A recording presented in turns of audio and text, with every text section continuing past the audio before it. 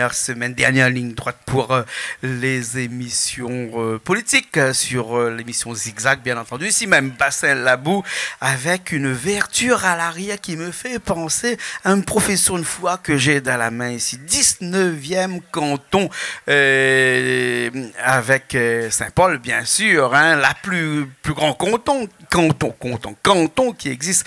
14 candidats là-bas avec un espoir avec Éric Camion, c'est ça? Oui, bonjour. Bonjour. Vous n'êtes pas tout seul, Éric, pas tout seul, parce qu'il y a aussi Magali Sorette-Patouma, c'est ça?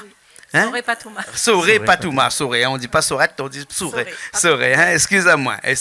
Nous parlons créole, un petit peu français, un petit peu comme ça tu veux, puisque je suppose que tous les électeurs qui iront aux urnes le 27 juin, Banak, majoritairement, en tout cas, va parler créole et il entend-nous bien, il comprend-nous bien. En tout cas, va bien comprendre ce que Zotnena a à dire à nous. Alors, il faut nous rappeler, le 19e canton, il rejoint Ravine Daniel, Barrage, La Saline, Villers, Les Prons, Grand Fond, Boucan-Canotte, Saint-Gilles-les-Bains, l'Hermitage-les-Bains, l'Hermitage-les-Hauts aussi, et puis après La Saline-les-Bains, et Éric Camion. Pas première fois en politique? Pas du tout. C'est la 3e fois que je me présente, oui, effectivement. Et si j'ai décidé de me présenter à cette élection cantonale, parce que ce dimanche-là, ce scrutin qui arrive le 20 juin, est d'une importance capitale pour notre canton et d'une importance capitale pour notre commune. Pourquoi? Parce que tout simplement, depuis 6 ans, les administrés de ce canton n'ont pas eu du tout la chance de voir une seule fois le conseiller départemental. Ça, c'est la première raison de l'importance de ce scrutin. Pas une seule proximité du tout? Du tout, inexistant pendant 6 ans. Et la deuxième raison, pourquoi c'est important pour la commune, parce que nous, notre slogan, c'est un espoir pour une nouvelle politique à Saint-Paul. Nous rencontrons des gens tous les jours sur les terrains. Et tous les jours, les gens disent à nous, Zoti veut un vrai changement. Zoti voudrait que Saint-Paul ne soit plus la risée de l'ensemble de la Réunion. Zoti voudrait avoir de nouveaux élus pour Saint-Paul.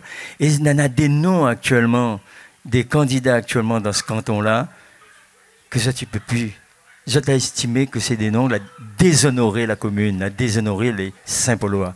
Et Zoti voudrait même pas toigner une page, Zoti voudrait même ouvrir un nouveau livre pour Saint-Paul. C'est la raison pour laquelle ce scrutin de dimanche 20 juin est d'une importance capitale pour le canton et pour la commune. Bien sûr, bien sûr. Magali Soré-Patouma, première fois en politique ou bien sinon, vous êtes là depuis longtemps? Non, moi c'est la première fois que je m'y présente à mon politique, mais moi c'est une femme de terrain et mon grand combat c'est les sans-abri, oui, les sans-domicile fixe et les personnes démunies. Et donc moi c'est quelqu'un sur le terrain, m'a pas attendu la politique pour pouvoir œuvrer. Et ce combat il tient à cœur et quand monsieur Éric Camion est venu me voir, j'ai dit oui, pourquoi pas, parce que si ça me donne les moyens de pouvoir m'occuper encore plus des personnes démunies, alors je dis oui. Quand on parle de personnes démunies, on parle forcément d'un côté un peu social de la vie de notre population, puisqu'on sait bien que le département est le chef de file de l'action sociale. Absolument. Ça part depuis qu'on est jusqu'à quand on meurt, et en passant par tous les accidents de la vie. On aimerait dire un coup de conille de la vie, hein, bien Absolument. Entendu, parce qu'un accident est vite arrivé, on peut se retrouver handicapé, on peut se retrouver en fauteuil roulant, qu'on appelle Exactement. Les PME, on peut se retrouver aveugle, qui sait, ou en insuffisance respiratoire, en tout cas toutes ces maladies, tous ces handicaps-là, hein, et même si on n'est pas handicapé, mais seulement dans une situation précaire, on a l'obligation d'être aidé par le département. C'est ce qu'on appelle le chef de file du département qui met beaucoup d'argent tous les ans, puisqu'on a plus de demi-milliard d'euros consacrés à l'action sociale, ce qui fait que le département est vraiment le chef de file de l'action sociale, hein, à contrario avec la région qui est l'investisseur de la Réunion, qui construit des routes, qui construit des collèges, des lycées, et qui construit aussi, tout l'investissement de la Réunion.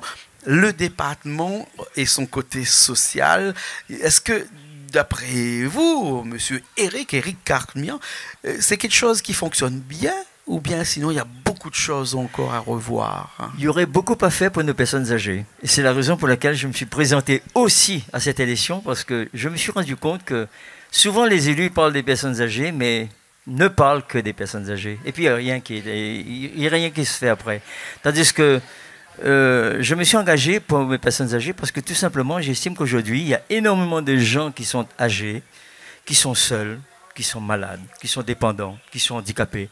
Et quand ils ont un coup de cogne, comme on dit, nous, Réunionnais, personne, ils ne savent pas où s'adresser. Ils ne savent pas à quelle porte s'adresser, quelle administration s'adresser. Moi, ce que j'ai décidé avec notre équipe, c'est de créer ce qu'on appelle un numéro bleu. Quand les personnes âgées se rencontrent une fois ou deux fois par an, on appelle ça des semaines bleues, des week-ends bleus. Moi, ce que je voudrais, c'est avec notre équipe, mettre en place un numéro bleu. Et au bout de ce numéro bleu, tu as un service administratif, ce qu'on appelle une assistance administrative, une assistance juridique, à la disposition de nos personnes âgées. Et il suffit que la personne âgée fasse ce numéro-là gratuit pour que tout de suite, il y ait un service qui vient en l'aide à ces personnes âgées. Ça, c'est le premier niveau. Le deuxième niveau, j'estime que ce n'est pas normal qu'une personne a travaillé toute sa vie et que cette personne-là n'a pas la chance d'avoir des enfants pour l'accueillir. Cette personne-là se retrouve obligatoirement dans un EHPAD, doit s'acquitter d'un montant de 2 500 € par mois minimum. Et ce qui veut dire que toute sa petite pension qu'il a ne suffit même pas à payer donc la pension à l'EHPAD. L'EHPAD réclame à nouveau l'argent des enfants. Et moi, ce que j'estime que s'il faut absolument, ça va être mon combat personnel, c'est de mettre en place un EHPAD public, un EHPAD départemental. Et lorsque l'intéressé est obligé d'entrer, la personne âgée est obligée d'entrer dans un EHPAD, eh bien écoutez, cette personne ne présente que sa carte vitale. Donc cette personne gardera sa petite pension dans sa poche, pourra toujours satisfaire sa bouche, elle a envie de manger quelque chose qui lui plaît. Tandis qu'actuellement, les enfants aussi. Hein. Les enfants aussi, et les enfants continueront à vivre normalement, tandis qu'au jour d'aujourd'hui, cette personne âgée n'a plus rien dans la poche parce que tout simplement, toute sa pension part dans l'EHPAD. Ça, c'est mon combat. D'accord. Manque d'informations, j'ai remarqué, manque de proximité aussi, hein, que vous dites dans votre discours. Hein. C'est-à-dire que quand on parle manque d'informations, c'est-à-dire que beaucoup de gens ne savent pas aussi ce qu'ils ont droit, hein, toutes ces personnes âgées là. Hein. Absolument. Il faudrait vraiment, parce que du personnel au département, il y en a 5000 personnes qui sont. Ah non, c'est pas l'encadrement qui manque. C'est pas l'encadrement qui manque. Non, pas du tout. Mais c'est surtout, effectivement, il y a un déficit de communication. Et il n'y a pas, je ne sais pas, quand on pense que dans moins de 10 ans, ce sont les statistiques qui disent ça, dans moins de 10 ans, nous aurons le quart de la population mondiale qui aura plus de 75 ans. Ce qui veut dire qu'on est dans un pays où on a une population qui vieillit. Et donc on sait bien qu'une population qui vieillit, ce n'est pas bon pour la santé de l'économie d'un pays, hein, parce qu'il faut beaucoup plus de jeunes pour pouvoir mettre en l'air, comme on dirait en bon créole ici, l'économie d'un pays. Et excusez-moi, mais les vieux coûtent très cher à une société. Je ne veux pas dire que les vieux coûtent très cher. Il n'y a pas de politique aussi de naissance. Non. Il ne faut pas oublier que les vieux ont quand même travaillé toute leur vie pour mériter un peu de dignité. Bien sûr. Un peu de dignité. Bien sûr, c'est pas ce que je voulais dire. Mais ce que je voulais dire, c'est que qu'il n'y a pas de politique de naissance, ce qui veut dire qu'à un moment donné, on va se retrouver avec ce qu'on appelle une ségrégation. D'un côté, on va avoir des personnes dans un certain âge, et de l'autre côté, on voit très peu de jeunes. Et on va arriver à un moment donné, comme vous avez dit tout à l'heure, dans moins de 10 ans, où les personnes qui sont à la retraite seront supérieures aux personnes qui vont travailler. Absolument. Ça, c'est une politique, et comme on disait un journaliste qui est bien connu ici à La Réunion, on va le citer, Yves Montrouge, tout est politique. Hein, et si ce n'est pas une décision politique aujourd'hui pour pouvoir mettre de l'ordre dans tout ça, on va arriver avec ce déséquilibrage en moins de 10 ans qui va permettre que La Réunion ne va pas fonctionner comme il fallait. Donc, du coup, tout ça, c'est de la compétence du département. Absolument, c'est de la compétence exclusive du département. Je ne dirais pas qu'il y a eu un manque de volonté politique de s'occuper des personnes âgées. Je dis qu'il est temps. Il est grand temps aujourd'hui, compte tenu que dans moins de 10 ans, on aura le quart de la population mondiale qui aura plus de 75 ans. Et on a ici à La Réunion un public vieillissant. Donc, il est temps il est temps d'anticiper sur la situation de nos personnes âgées. D'accord, d'accord. Je vais me retourner vers un petit peu Madame Magali Serret, et pour parler, toujours rester dans le social, puisque c'est vraiment le grand moment de l'action sociale actuellement, parce qu'on parle beaucoup de l'action sociale. On parle des personnes à mobilité réduite, on parle des personnes qui sont en déficience visuelle, on parle de toutes ces personnes qui ont des problèmes, des accidents de la route, là, et beaucoup d'argent sont mis aussi pour ces personnes. Est-ce que là aussi, exactement comme M. Cabian, vous avez l'impression qu'il y a des choses qui ont été faites et puis beaucoup de choses qui n'ont pas été faites? Moi, je pense qu'il y a eu beaucoup de négligence. Et le problème, c'est que ces gens-là sont prioritaires. Je veux dire, une handicapée qui demande à ce que son logement soit adapté à son handicap, elle est en priorité. Et aujourd'hui, on voit que les dossiers traînent 3 ans pour avoir un dossier, pour avoir une personne derrière pour vous parler de votre dossier. Et c'est aberrant. C'est aberrant parce qu'aujourd'hui, n'importe qui peut se retrouver dans une condition d'handicap, qui travaille. Et si cette personne a une maison qui est adaptée pour une personne normale, elle peut pas, avoir une vie normale.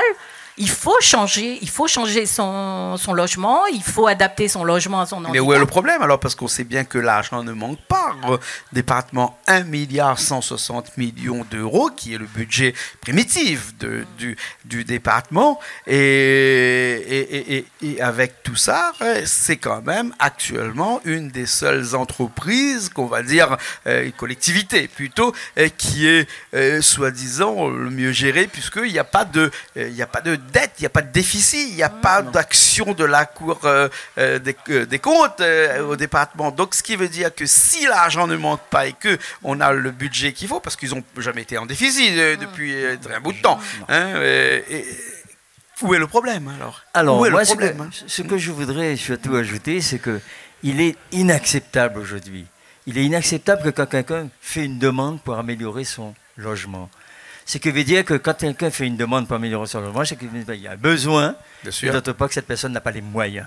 Comment peut-on accepter que lorsqu'un dossier est adressé, est transmis au conseil général, au conseil départemental, comment ça se fait que ce dossier, il faut attendre 2 ans pour avoir un accusé de réception de ce dossier, un accusé de réception, et que les travaux ne commenceront pas avant 6 ans, 7 ans. La personne concernée a le temps de mourir, a le temps de disparaître. Comment peut-on accepter ça quand on sait que la ligne budgétaire unique qui est versée par l'État, la LBU, lorsqu'elle est versée ici à La Réunion, il y a 70% ou 80% qui retournent en métropole. Sur 260 millions d'euros. Absolument. Hein? Non utilisés. Et qui retournent aux Antilles. Parce que les Antilles sont mieux que nous. Parce que c'est eux qui récupèrent ces 60 à 70 millions d'euros. Je ne sais pas si ça retourne aux Antilles ou en métropole. En tout cas, ce n'est pas utilisé à La Réunion. Ce qui est inacceptable. Ça retourne à des gens qui savent mieux gérer, peut-être, et qui savent mieux faire des dossiers. Ce qui veut dire que c'est inacceptable, et quand on veut travailler pour améliorer les maisons qui sont considérées comme insalubres, on va faire travailler les petites et moyennes entreprises dans le canton. On demandera aux petites et moyennes entreprises de recruter les jeunes qui ne travaillent pas, qui sont au chômage. Il y a une chaîne à ce niveau-là. Mais quand vous voyez à l'intérieur de notre canton, rien n'a été fait, qu'il faut attendre 2 ans pour obtenir un accusé de réception et que les travaux ne commenceront qu'après 5-6 ans. On dit que c'est inacceptable, qu'on ne peut pas accepter ça. Bien sûr. Et c'est pour cette raison, j'avais dit en préambule que le conseiller départemental qui est là, dans notre canton, il a été invisible pendant 6 ans. C'est la raison pour laquelle aucun dossier n'a été avancé. Bien sûr, bien sûr. On va passer à un autre sujet qui est toujours une autre comment on va dire, un autre volonté du département, hein, et qui va rester plutôt dans une... parce que je lis volonté sur votre profession de foi. et qui est aussi tout ce qui est le respect des électeurs, le partage des mandats, la solidarité, un homme, une responsabilité. Tout ça, c'est les maîtres mots de votre campagne. Et c'est des maîtres mots pour la campagne ou c'est des maîtres mots qui vont durer pendant toute une mandature qui va durer 6 ans quand même? Monsieur Coindin, je vous dirais quelque chose. Nous sommes la seule équipe, les seuls candidats qui sont capables aujourd'hui de dire que nous, on va faire le partage des responsabilités. C'est-à-dire que personne, parmi les 4 chez nous, ne fera 6 ans de mandat. Chacun fera 3 ans de mandat. Ce qui veut dire que dans les 3 premières années, il y aura ma binôme et moi qui vont siéger donc au conseil départemental et les 2 autres seront systématiquement associés à tout ce qu'on va faire. Et dans les 3 années suivantes, ils vont prendre les relais, les 2 autres. C'est pour cette raison qu'on ne parle plus de suppléants aujourd'hui. On parle de remplaçants. Les 2 autres vont prendre le relais, mais nous serons toujours derrière eux pour pouvoir toujours les accompagner, toujours les guider. Nous sommes les seuls candidats à faire cette promesse. Oui, exactement. Ça, c'est notre volonté. Pourquoi? Parce que tout ça... Et c'est très simple. Parce que, tout simplement, nous avons 4 candidats qui travaillent sur le terrain, 4 candidats qui nous emmènent un réseau, 4 candidats qui bougent en permanence, et il n'y a pas de raison qu'il y en a 2 qui sont élus et que les 2 autres sont oubliés. Bien sûr, effectivement. Il ne nous reste pas beaucoup de minutes pour parler une de ces compétences du département qui est l'agriculture. Beaucoup de personnes se plaignent actuellement, des agriculteurs se plaignent actuellement de la non-compétence du département, puisque c'est eux qui sont venus nous le dire lorsqu'on a fait un petit sondage chez nous, puisque le département n'a pas énormément d'argent pour l'agriculture, comparé dans l'action sociale où c'est un petit peu plus d'un demi-milliard d'euros, alors que dans l'agriculture, c'est 4% du budget du département. Beaucoup se plaignent de ne pas être accompagnés comme il le faudrait. Eh bien, vous voyez, vous tombez bien. Merci de me poser cette question. Parmi notre équipe, on a une jeune dame qui vient d'être... Marie-Nadine... oui, elle vient d'être reçue, elle vient d'être reçue à un concours ou un examen dans l'agriculture. Elle reprendra donc le terrain de son père, qui est décédé depuis quelques années, et elle nous représentera. Ce sera elle qui va être le représentant de l'agriculture dans l'Ouest. Donc, on a pensé à tout. Nous avons une équipe très équilibrée. Moi, je m'occuperai de mes personnes âgées parce que j'estime que ça, c'est ma mission à moi. On a une dame à côté de moi, notre binôme, qui va s'occuper de tout ce qui s'appelle les gens qui sont démunis, les personnes démunies, sans abri, qui n'ont rien à manger, qui sont en permanence en difficulté. On a quelqu'un là qui va représenter la jeunesse, Frédéric Rivière. Ouais. Et on a une jeune qui va être agricultrice bientôt et c'est elle qui sera notre fer de lance pour l'agriculture dans l'Ouest. D'accord. Votre ambition, vous servir. Notre ambition, vous servir, maître mot de votre profession de foi. Et il nous reste 1 minute, Richard vient me dire. Alors je vais aller voir Magali Soré Patouma, juste pour dire à cette caméra-là, le 20 juin, c'est cette semaine-là. Qu'est-ce qu'il faudrait pour que les gens puissent aller voter et surtout pour voter pour vous? Écoutez, moi, j'aimerais dire aux gens que vous me connaissez parce que vous m'avez déjà vu à l'œuvre. Je n'ai pas attendu de me présenter aux élections pour pouvoir le faire. Et aujourd'hui, j'ai vraiment envie d'aider la population parce que c'est une conviction que j'ai depuis une 15aine d'années. Et j'ai l'oreille, j'ai écouté ces gens-là. Moi, je voudrais dire aux gens, il faut changer. Ceux qui n'ont pas travaillé, écoutez, il faut laisser la chance à d'autres personnes qui sont neuves, qui n'ont pas d'antécédents. Et que ces personnes ont envie vraiment de travailler pour la population. Et donnez-nous notre chance. Et j'ai vraiment envie de continuer mon combat pour les démunis, pour les logements insalubres. Donnez-nous notre chance et qu'on puisse vraiment faire un travail ensemble. D'accord. Monsieur Eric Camion, l'absentéisme va être un des maîtres mots de ce dimanche parce qu'il paraît qu'il y a, les sondages disent qu'il y a 25%, mais il faudrait peut-être que les sondages se trompent un petit peu de temps en temps. J'aurais aimé que les sondages se trompent, mais une chose est sûre, c'est que pourquoi? On doit se poser la question, pourquoi il y a autant d'absentéisme? Est-ce que les élus qu'on a aujourd'hui sont à la hauteur? Est-ce que les élus qu'on a aujourd'hui ont été proches de la population? quand ils ont eu un mandat? Est-ce que les élus qu'on a aujourd'hui sont crédibles? Est-ce que les élus qu'on a aujourd'hui sont honnêtes? Est-ce que les élus qu'on a aujourd'hui sont propres? Et c'est pour cette raison que je dis aujourd'hui, mes amis du canton 19, allez voter dimanche, allez pour voter pour des gens propres, neufs, et tournons une page, pas seulement une page, allons ouvrir un nouveau livre pour Saint-Paul. Et je dis tout de suite, avec nous, vous allez nous voir régulièrement pendant 6 ans. D'accord. En tout cas, merci beaucoup. Merci beaucoup. On avait Éric Cabian, Magali Soré-Patouma, mais il y avait aussi avec vous Frédéric Rivière et Madame Nadine Didier-Acadine. Merci. Ça. En tout cas, vous êtes dans le canton 19, l'une des plus grosses cantons de la Réunion, avec 14 candidats. Absolument. Et on vous souhaite le meilleur pour ce dimanche 20 juin. Merci beaucoup. Merci beaucoup. Merci à vous, merci pour le travail que vous faites. Merci beaucoup. Merci. Et nous on se retrouve la semaine prochaine dans une nouvelle émission. Allez, à la semaine prochaine.